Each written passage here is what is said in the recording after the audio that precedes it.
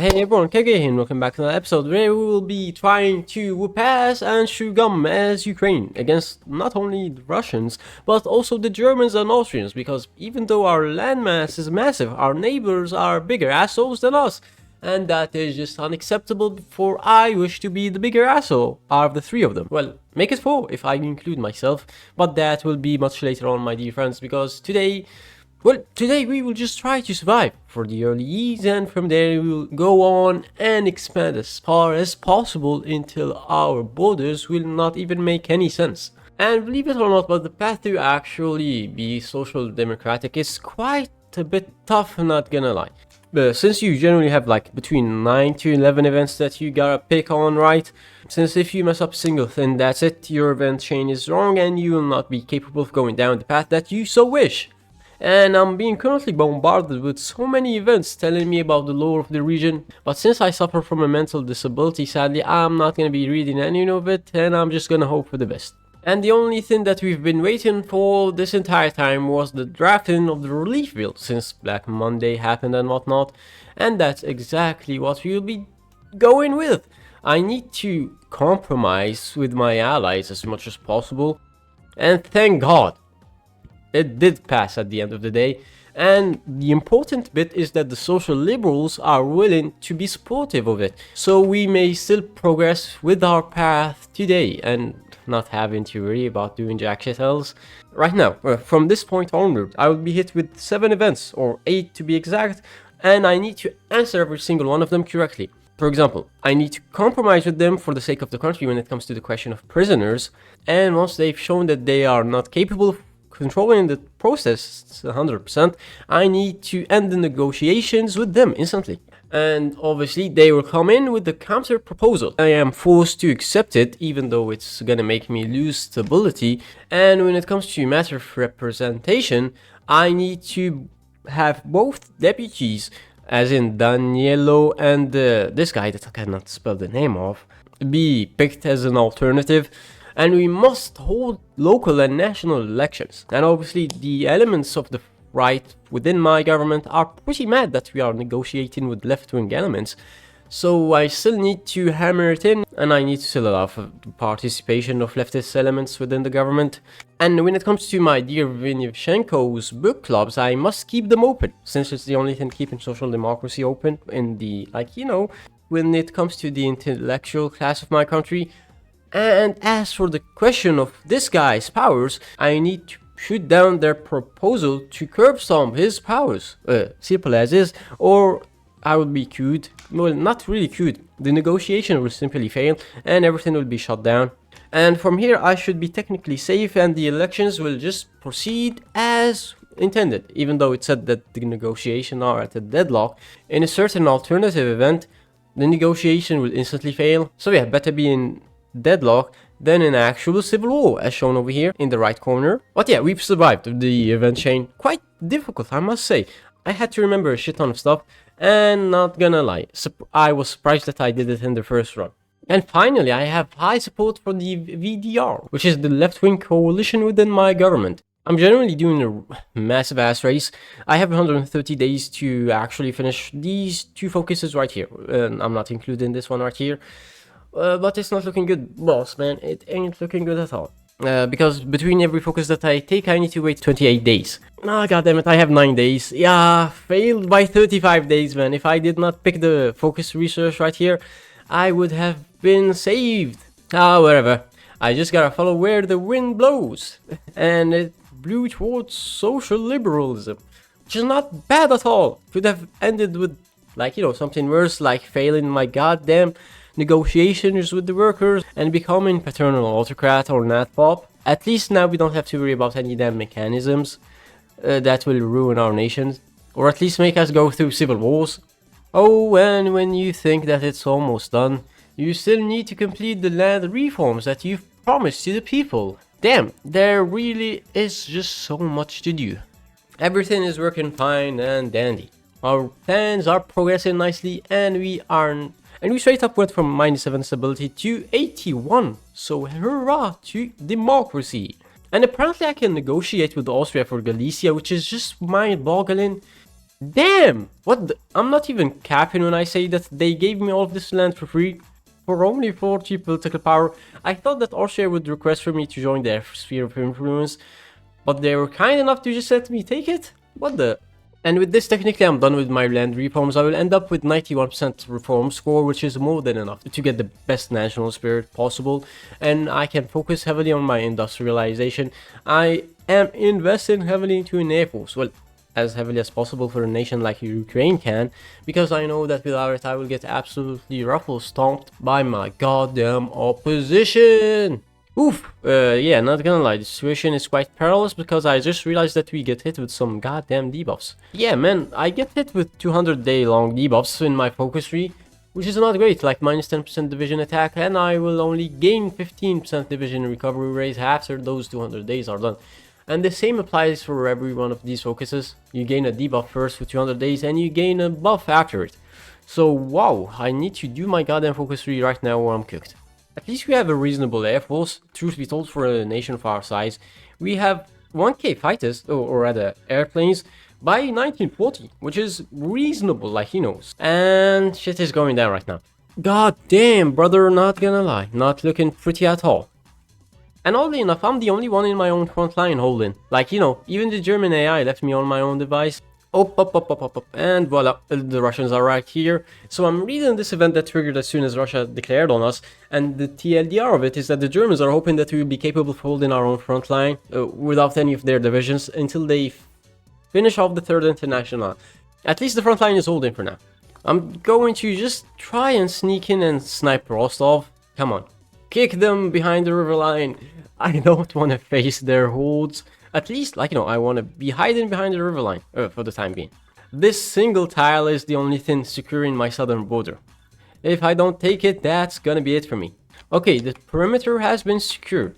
I should be safe for now, said the guy as he's being attacked from all fronts. A plus 10% organization. That will be my saving grace, most definitely. Why am I alone, man? I don't see a single division of my allies, except for Georgia. Thank you, Georgia. Very cool. And apparently, holy shit, Georgia expanded massively. Look at how massive they are. As you can see, the front line managed to finally settle down a bit, but I know for a fact that they will return toward the skies and whoop my ass. Well, never mind, I'm the one that's whooping their asses in the skies.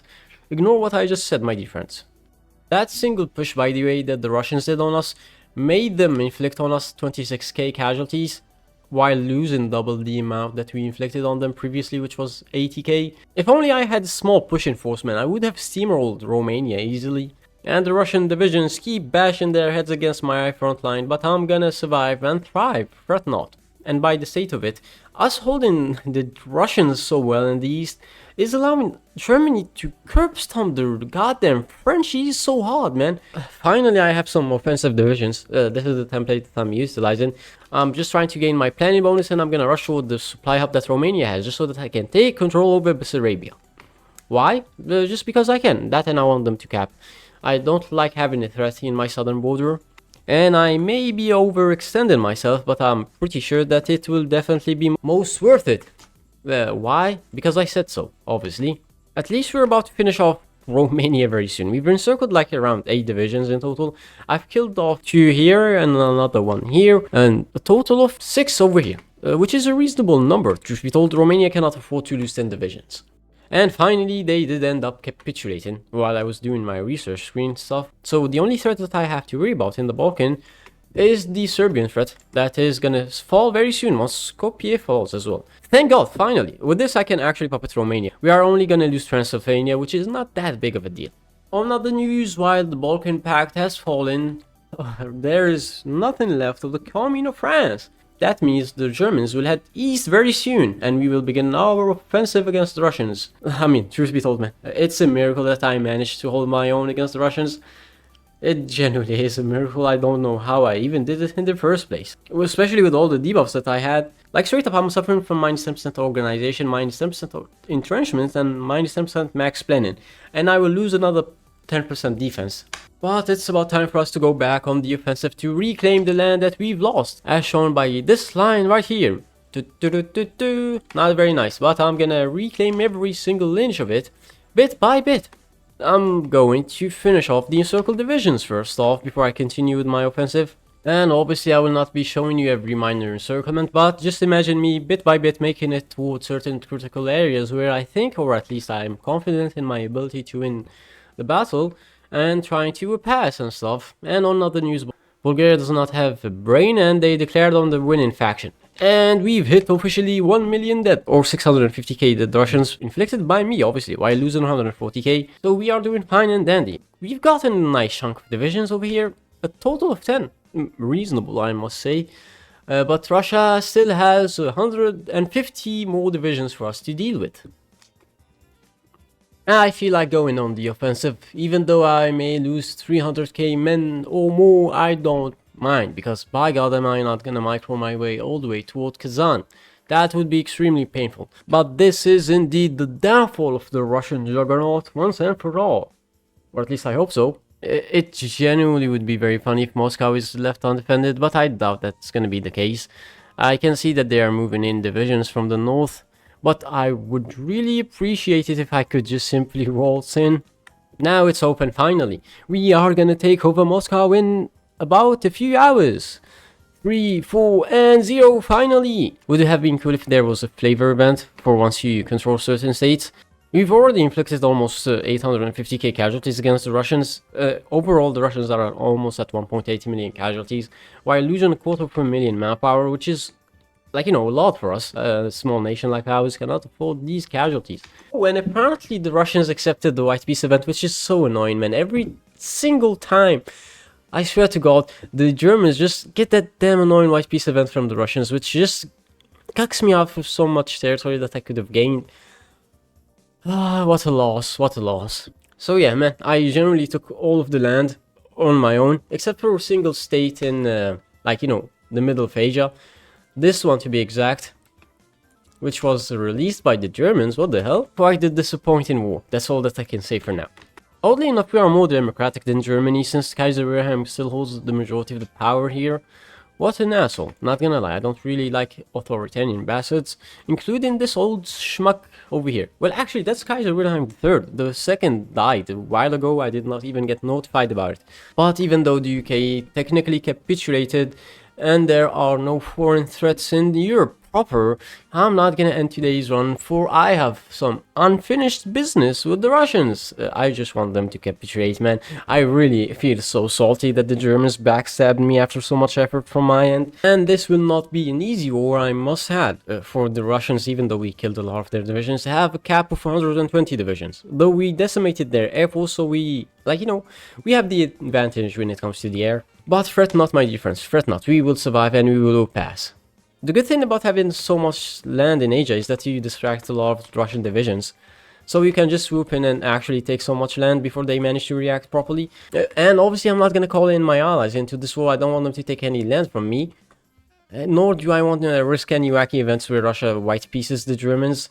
And I get cucked out at the end once again. The only thing that's stalling me right now is that I'm waiting for my railways to link up, since I'm taking over the land a bit too fast for my own good. Look at our name tag and how massive it is. Well, it's gonna get a bit more massive once I'm done with this war with Russia. But their surrender limit, or oh, never mind, I'm about to make them cap, since they will capitulate at 31%.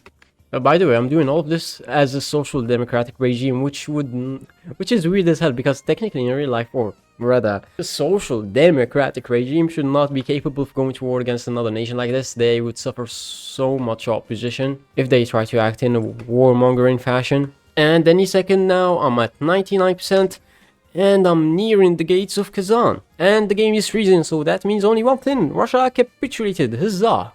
And I can just swoop in and annex everything. But I guess, hey guys, hey, not gonna lie, I'm gonna call the run quits right here, because I've expanded as much as possible and there are no other nations to fight against. Well, except for India and Japan, but I don't have any navy, bro. I have only 20 ships. What do you expect me to do? And there is no focus right here that allows me to leave the German faction or declare on them. So I guess this is the end of the run. And if you would excuse me, I have an unending hunger for gambling on catfights in Yakuza 0. And remember guys, 99% of gamblers quit before they win big. So until next time.